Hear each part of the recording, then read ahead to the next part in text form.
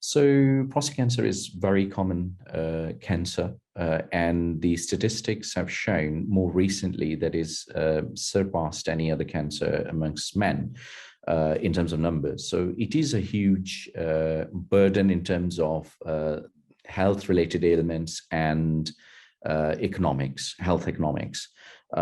The signs and symptoms to look out for are, when you start having a slow flow, when you're not emptying a bladder very well, you start waking up in the night and you start going very frequently. There could be pain on passing water as well. However, a lot of the times this can be silent in early stages, like any other cancers. And some people do not have any symptoms. And that's where the difficulty is in terms of finding out the underlying condition. If one has somebody who's blood related to them, and they had, for example, first degree relative who had prostate cancer, it's best if they have themselves checked out, seek medical advice. There is a lot of online material available. You can talk to your general practitioner and they have their guidelines as to when you should be referred, and you will have an examination of the prostate as well. A lot of the times the symptoms can mimic the benign or just the prostate enlargement without the cancer. And it's difficult to tease out as to what exactly is causing your symptoms. That's where the specialist help comes in. But in the first instance, seeing your general practitioner is a positive, having a blood test done.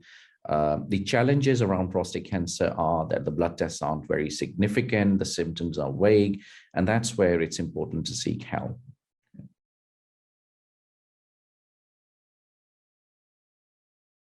Yeah.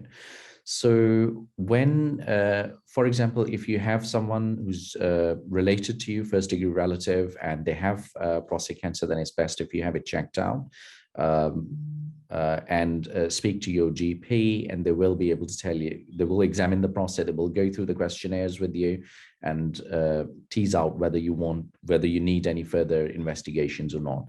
Secondly, if you are developing symptoms related to your waterwork, such as having to wait before you could start your stream, or slow flow, or you are the flow is a trickle, or there is dribble towards the end, or you're not emptying your bladder and waking up in the night quite frequently to void or to pass water, then it's important that you talk to your doctors about it, so the assessments can be done.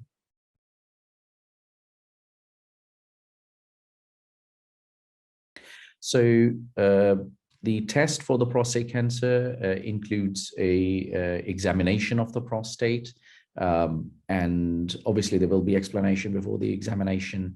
A blood test called PSA, which is not the most specific blood test, but gives an indication, and more advanced investigations include multiparametric MRI of the prostate, which is a type of MRI scan for the prostate, and gives an insight into exactly what's going on within the prostate. And it will give you also the probability of whether you need a prostate biopsy or you don't.